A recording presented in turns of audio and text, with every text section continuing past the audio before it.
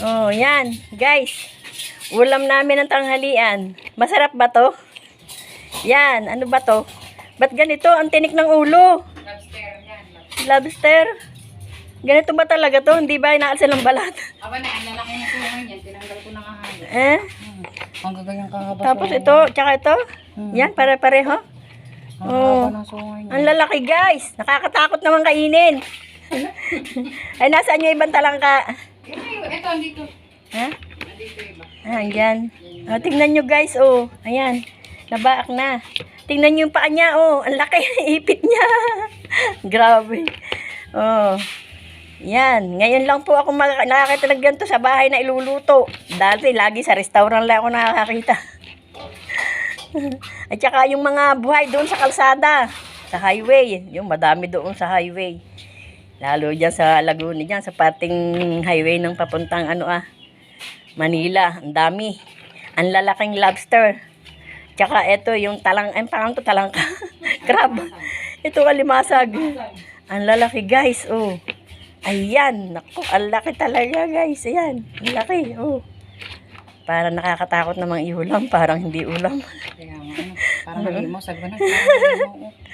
Parang halimaw na. Kasi ito nga, parang ng halimaw sa laki. Pinutol ko nga, gaganyan lang mga suway niya. Mahaba talaga. Hindi mo nakasanay. At saka ang iba kulay niya nito na, iba-iba kulay niya kanina. Oo, kasi parang maasol-asol. Oo. Kanina kita ko to guys, kanina nalimutan ko lang. Nung nagpunta kami Laon. Nalimutan kong i-video kanina. Nung nagpunta kami Laon. Kasi naka-live pa ako guys. Ito, masarap parang hipon. To? Pero sabi nila nakaka-high blood daw to. Okay lang, anemic naman ako. Anemic talaga, biglang naging anemic. Ayan. Sarap guys, oh. Asan yung paa? Paa lang guys, ulam ko na. Ito. Oh, di ba? Paalang ulam ko na to kasi pag sa manok nga ang ulam ko atay lang at saka yung dugo. Oh.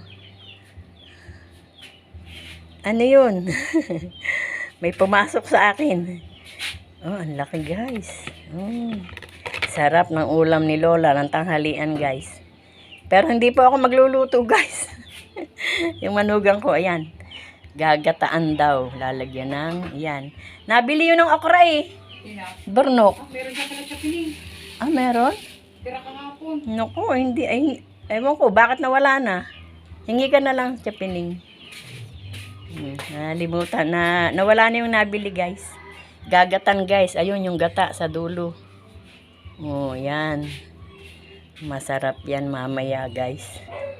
Iaano ni Lola yan mamaya pagkain namin. Titingnan ko. Ganda pagka yung magaya ng ulam, budol fight na lang. Budol fight, guys. Kaya lang, pag yung mga bata, ewan ko kung kakain. Oh, diba guys? Sarap. Yan. Sarap, guys. Oh. Talagang na, ako dyan sa, sa lobster na yan. Parang halimaw yung balat niya. Ito, oh. Parang yan, ang talas nito, oh. Paano yung kakainin? Tatanggalin pa. Kunin lang talaga yung laman. Oh, ito, buti ito. Alam ko nang kainin, guys. Ito. Oh, talagang pipit-pitin mo yan. Para, makuha yung laman. Diba? Asan kaya yung kabaak?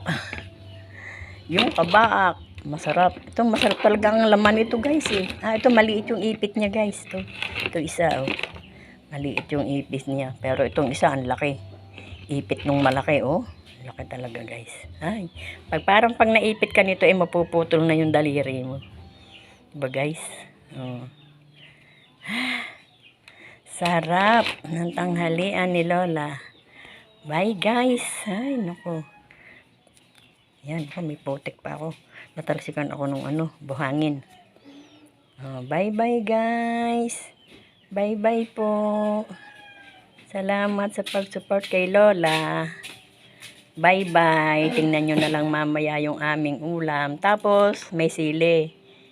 Saan sili? May sili ka dyan. May dalawa pa. Oh, yun. Sili. Meron sigurong masisimot pa dun. Napuntahan din ni Arvin yun Yan, sarap guys. Hindi ko nga alam kung pwedeng pechay dito eh. Pechay. Parang kare-kare na. Okay guys, bye bye, bye bye you, bye bye.